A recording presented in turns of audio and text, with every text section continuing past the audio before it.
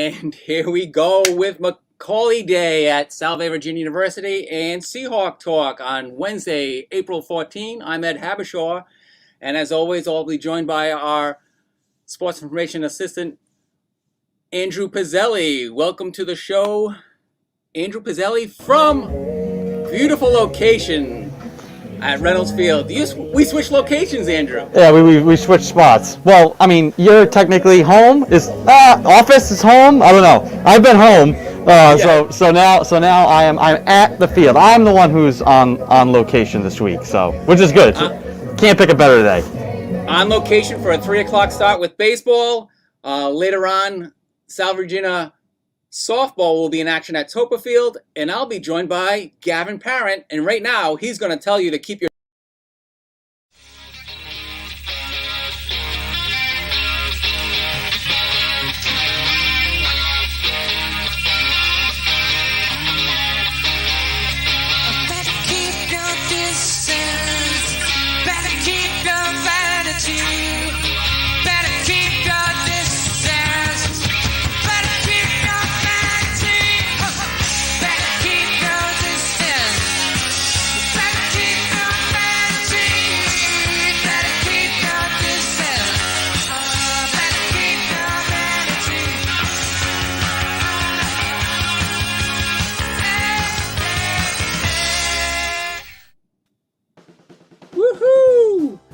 Well, welcome back to Seahawk Talk.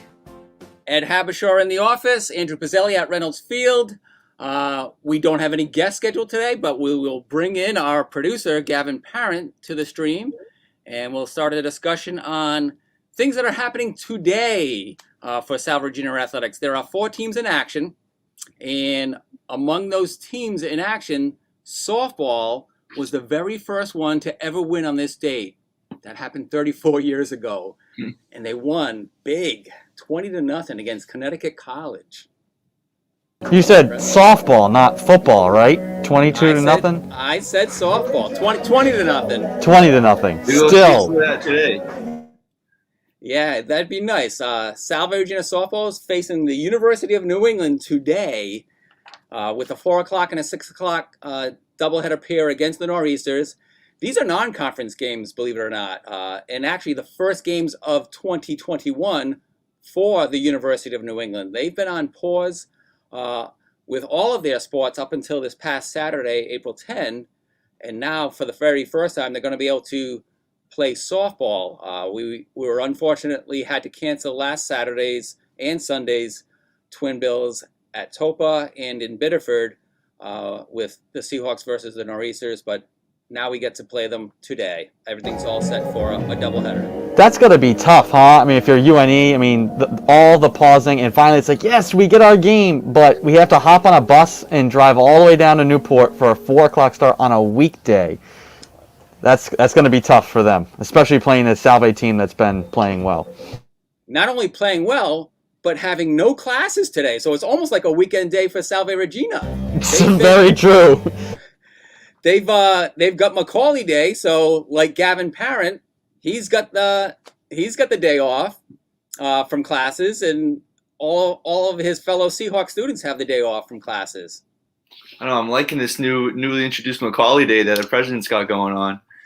Gives me a day to keep doing some work I have to do and call the games to do tonight. It's a nice celebration.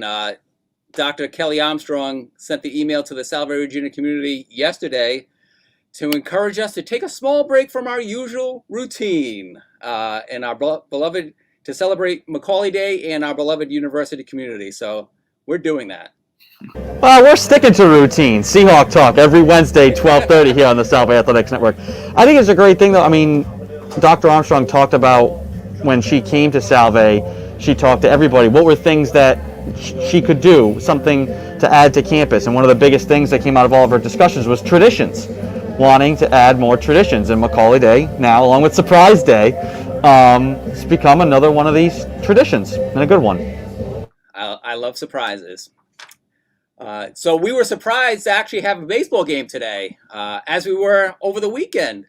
Wentworth Institute of Technology, unable to go ahead with its scheduled games against Suffolk University, both on Saturday and Sunday of this past weekend, Salve picked up a pair of games playing in East Boston against the Rams, split the doubleheader with Suffolk, the newest member of the Commonwealth Coast Conference, and then wait and see. Again, Wentworth unable to go today with Suffolk University, so we are inviting the Rams to play at Reynolds Field today, which is where Andrew Pizzelli is. Yeah, it was kind of one of those things, it was last minute notice, over the weekend, late Saturday into Sunday, finding out, hey, you want to play? I mean, this kind of thing happens normally all the time during a regular year where, hey, we had a game rained out or somebody can't play because of a facility thing, and hey, you call so-and-so, hey, you want to get a game in? Sure. It didn't feel like any of that would be able to happen this year, but they did. I mean, everything, by the book, got it done. Seahawks go up to Boston. They split. It's like 695 days since they suffered their last defeat. I think, and that was in Game 2. So the Seahawks win 4-1 in Game 1. They lose 4-1 in Game 2. A big effort from Rams pitcher, I think it was Michael Mascarella, pitched 7 2/3 for them. So I think Salve here in this game, the rematch, after having suffered that loss, that had been a long time off, might be out for a little revenge here today. They'll be motivated, and like you said, the benefit of the day off,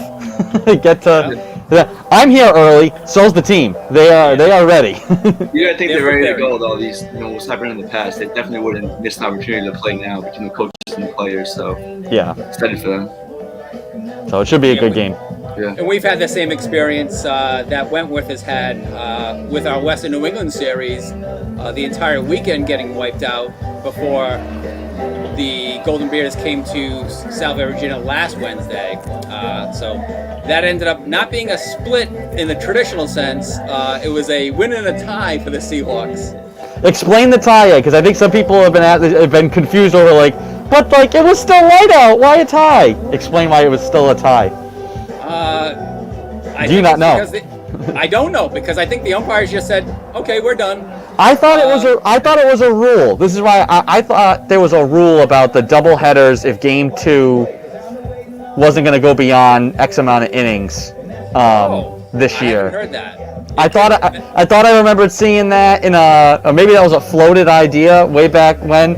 If Greg K is a frequent viewer of the program. If you're out there, if you're listening, Commonwealth Coast Conference Commissioner and baseball extraordinaire, we need answers.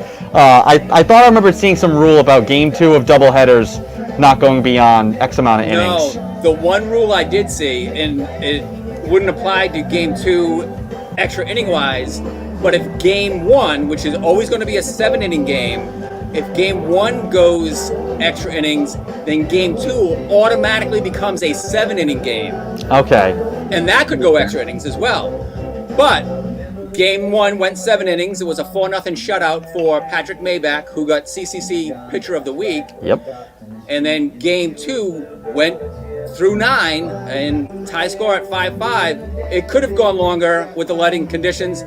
I think the coaches just got together and talked it over and said, okay, we're done. Let's finish it here. Yeah, I mean, because there certainly could have been a little more light left, but if both sides were happy with the tie, then I guess everybody goes. It's one of the rare instances. Everybody goes home happy with the tie. Usually it leaves a bit. The last baseball game I did was March 10th, 2020, and it was a tie. And it was a game that they halted because of darkness against Johnson and Wales. They said, "Oh yeah, we'll pick this game up. I think like the week after when we're up and playing you guys. We'll finish this game." Yeah. So I think it was in the 10th or maybe the 11th. And it was dark. They played till the absolute last second you could in that one.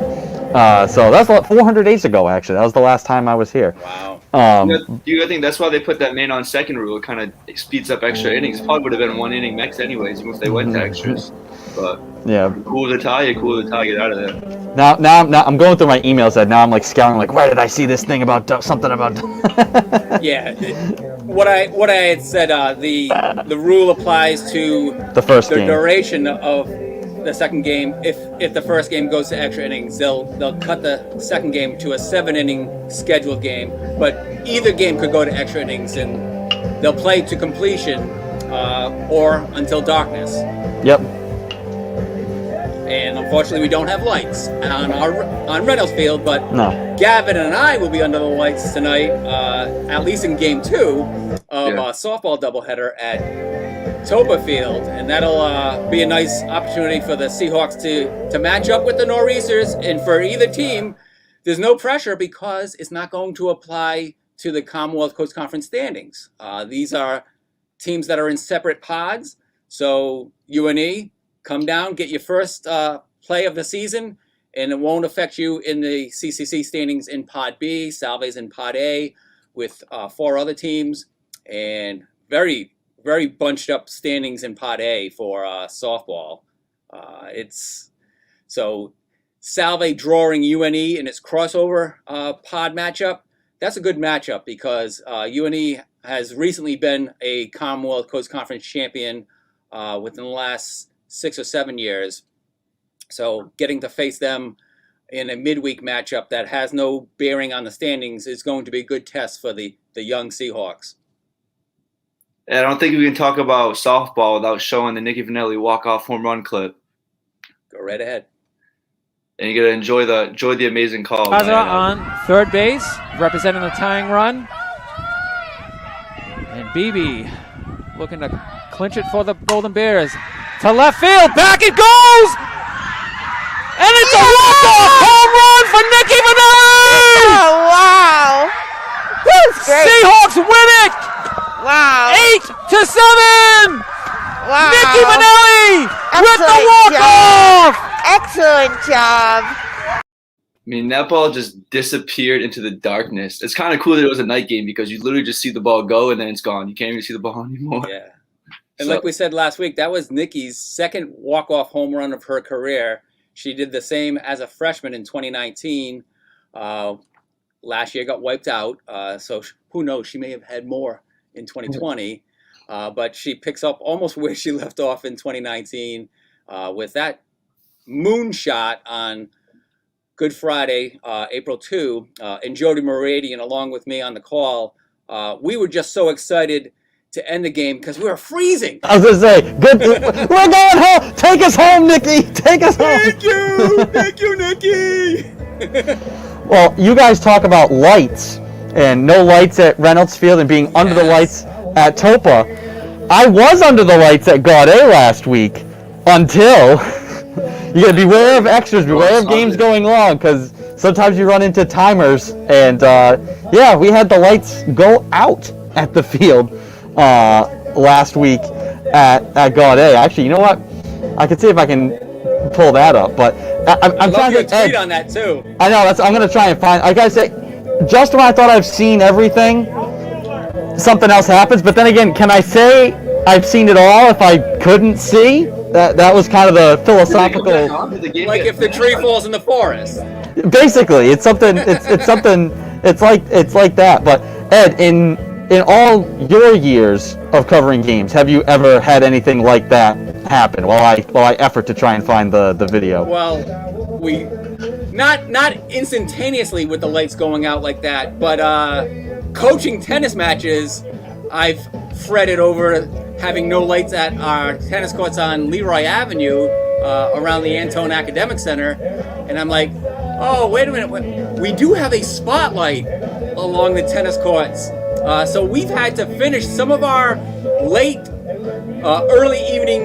afternoon, early evening matches under the spotlight over on what used to be called Court 6 on our courts. And it's been our saving grace for us having that one spotlight, that little light that shines on that court, which is enough light for the players to finish a match in darkness. But what do you have from Gaudet? There we go. I'll let it roll. 30 seconds on the shot clock here for the Colonels. Whoa, and the lights, of all things, the lights have gone out at the field. Do not adjust your television sets. It The won't work. lights have gone off at the field. I would say, do you believe it? But the way this game has gone, yes, we believe it. Oh my goodness. I mean, I see lights on the street, so, I mean, the lights are on here and the power's on. There are lights. But the lights for the field have gone off. I'm not sure if they're on a timer. It just hit 9:30 on the money. And this game did start late, and we've had delays because of clock issues. Hopefully they can get the lights booted back on quickly, because it would be a shame for this game to end this way. A one-score game. Because it has been an entertaining and back-and-forth game. Well, we are going to step aside. We will update you with whatever happens here at Gaudet. For the moment, 4:23 to go in the second half. Colonel's leading 16-15. No power on the field. We will be back. Was there moonlight out there? No moon. There was I light. thought I saw that. That was a car going by. That was like the tail, because the camera couldn't my focus in the darkness. So that was a car light. Yeah, bonkers. I joked that we should have just, hey, there's 4 minutes to go. Break out the glow-in-the-dark ball. Running time. Just let whatever happens happen. The player, you could see on the field. You wouldn't be able to see anything from the box. If once your eyes adjusted, there was enough light there. Refs go home. We don't need any more officiating. You were gonna be able to make call. The lights came back on 25 minutes later. Oh my gosh. Because it takes time. Correct? Yeah, they have to warm up. These aren't just like, hey, you just flick a switch. And once they go out, it's like they cool off instantly. And turning them back on, it takes time for them to boot up. So that was the whole big thing. We're sitting there waiting. All of a sudden, we see like a little flicker. Is that the light? The light is coming back! And the Seahawks scored to tie the game on the first possession after the restart, and they played a goal song, which was All of the Lights, which was very appropriate for that. All of the lights. Yes. Now, thank goodness it was just the lights and not the entire power for the air. Well, that's what I thought at first. I was like, wow, did we blow a fuse? And I was like, wait a minute, I wouldn't be on the air still if we blew a fuse. And battery operated. And there's certain. I was like, well, there's lights on the street. The lights are on in the press box. Wait, in the other box. So the shot clock was still on. So it was just as soon as I realized that, I was like, wait, what time is it? Oh boy, I think we ran into a time block here. Andrew, it does remind me of one instance when the lights went out. It wasn't a game situation, but we were taking pictures of the women's volleyball team. Oh my gosh. At the Rogers Recreation Center, and it was hilarious because their reaction was, oh my gosh, there was panic on the floor, and it was dark. It was really, really dark inside the gym. There were some genuine gasps, but then I think there was also some very joking screams. Yeah, because it didn't last. Some embellishment. The emergency lights came back on. Yeah, that's right. I forgot about that. Wow, good call. Great call. That video exists somewhere. We can dig that up for next Seahawk Talk. More so the audio. So, when's your next Gaudet experience? Oh, that'll be probably April 25th, 21st? No, 21st I think is a weekday game. So yeah, both men's and women are on the road for a little bit. The women are up at Western New England today, 4 o'clock game for them against the Golden Bears, trying to bounce back. That game against Curry, it was bonkers. They were supposed to play Saturday against Roger Williams. That game got canceled, so they're working on a week's rest, so they should be ready to go tonight. The men. They did work some during last Saturday because they held a nice inter-squad scrimmage. Yep, which has been the thing. A lot of that happened here at baseball 2 weekends ago. It was like, hey, we're all ready for a game. We're here an hour before the game's supposed to happen. Guess what? Western New England is turning around. Might as well just get some work in. You plan to come and play baseball all day, so you might as well get some practice in. And it was a gorgeous day out on that. It was gorgeous. Saturday. So men's lacrosse, they take a 2-game winning streak on the road up to Endicott. Their lone loss on the year was opening day the return to play day against Endicott. Back and forth game. I think a little bit of the adrenaline kind of ran out for the Seahawks in the second quarter, and that's when Endicott made a run. But then the game never got away. They kind of battled back and forth in the second half. So Salve coming off their first win against Curry, a big, huge comeback win against interstate rival Roger Williams, claiming the Call Cup on Saturday. So they've got a lot of momentum going back up to Beverly to try and get their first ever win against the Gulls. Wow. No wins in program history? Nope. Wow. On the men and women have never beaten Endicott. But it was, like I said, Endicott made a little run in the second quarter of the opening game, and then it's not like the game just snowballed. Salve battled with them, so a little bit of that could be, it was Salve's first game, all the adrenaline. Endicott did have some scrimmages and a regular season game under their belt already, so a little more battle ready. So who knows? It could be another exciting one for Salve up in Beverly tonight. And men's tennis is also up at Western New England today. They were in action on Saturday against Roger Williams University. Back-to-back meetings with the Hawks.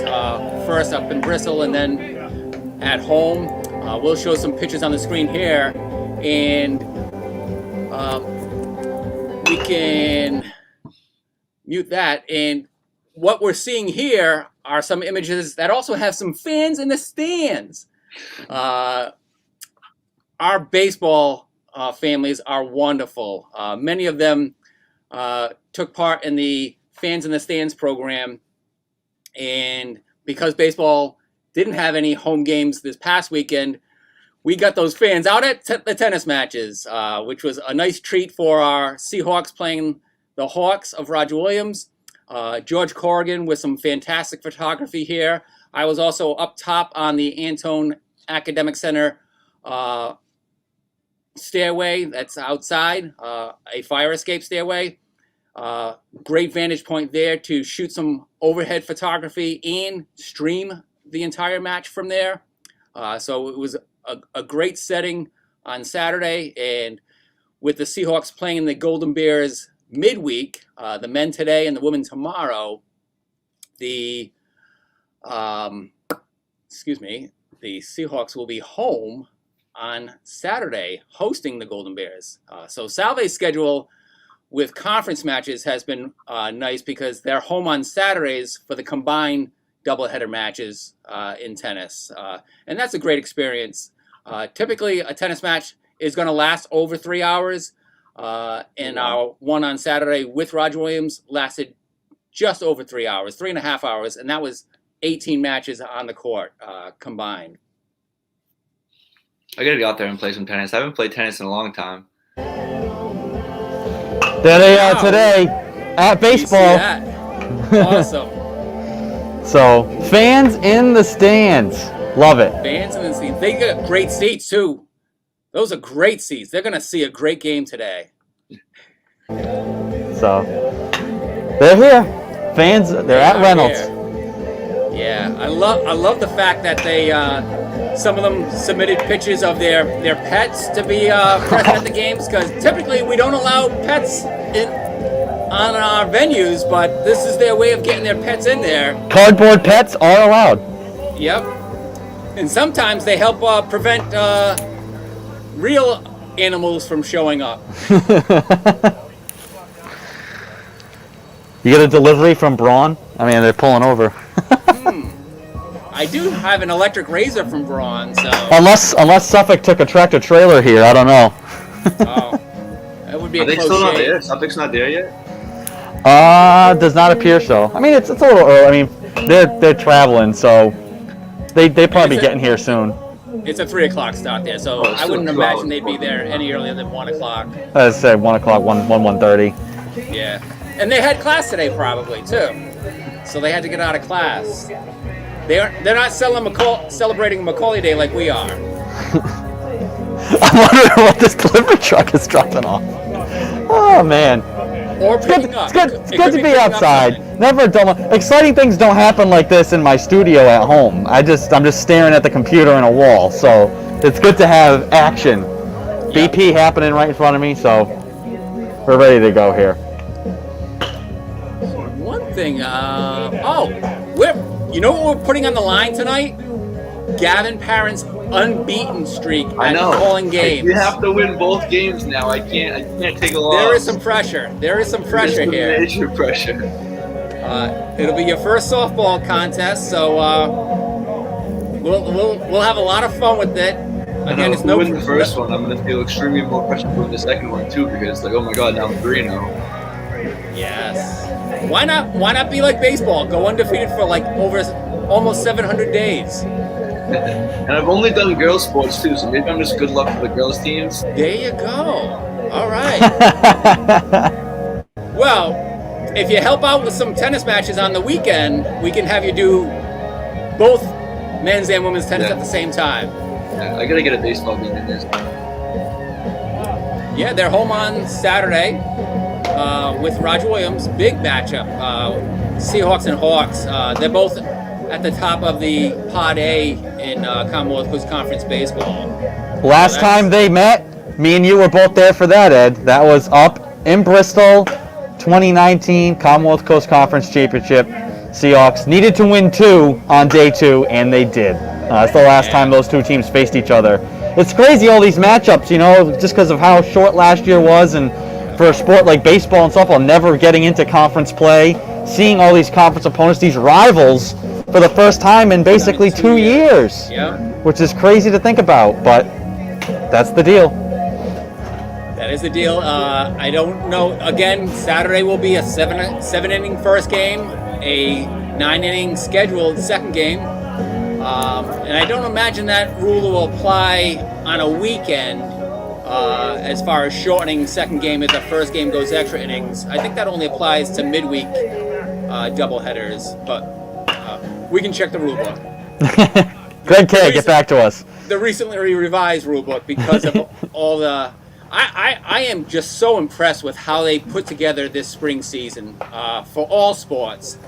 Creating pods for some, a full round robin for others, but just to be able to get competition out there was very impressive. And I was surprised to, as we shared our content with Roger Williams for baseball and softball, because it's a host and away situation for both schools in baseball and softball this weekend. We also have a fall sport in action with Roger Williams tomorrow night, and that's field hockey. And women's volleyball got their first action of the year back on Saturday against Roger Williams as well. The head coaching debut for Sebastian Nordzi, which was awesome. Was so excited with that. Oh. On Saturday, they played 5 sets. He said, we weren't ready for set 1. He was like, what is going on here? This isn't the team I've been coaching for almost over a year. But they woke up in second set, took it handily, a close third set, and a close fourth set. It went in Roger Williams' favor. They played a bonus fifth set, and Salve took the bonus fifth set. So Sebastian Nordzi was very pleased with the Seahawks on their debut, his coaching debut. We've talked a lot about all the seniors and stuff, like people who missed seasons, lost out, only got one game. But I've also felt tremendously for people like David Lunn and Sebastian Nordzi, first-year head coaches who have just been waiting almost that year and a half to finally get out there. So I've been really happy for those guys, especially like Sebastian most recently getting the head coaching debut. And then followed that with a nice Sunday get-together to really pay tribute to their seniors. Yep. One of them being 4-year team manager Sean Conran. And Sebastian admitted that during Sean's presentation to his folks that he's been working with over 4 years, it got emotional for him, and it was a nice touching scene for the Seahawks to go out with. Yep. Yeah, I know Sean played on the rugby team with me for a few years. Yeah. He's a great kid. Yeah, he's very soft spoken, so I can see him getting emotional towards the end. Yeah, you invest 4 years of your life not only into doing a good job, but working with people that have a passion for the same sport that you love. It's definitely going to get emotional. So we've got some senior days coming up. After next week's Seahawk Talk, we'll be looking ahead to Saturday, April 24th, when softball hosts Nichols College, and Julia Currett, the lone senior on the Seahawks softball team, and I believe 5 members of our women's lacrosse team, Andrew. Yep, they'll actually get this year's seniors will actually get a chance to have some recognition. Last year, that's what was tough for the people who left and didn't come back.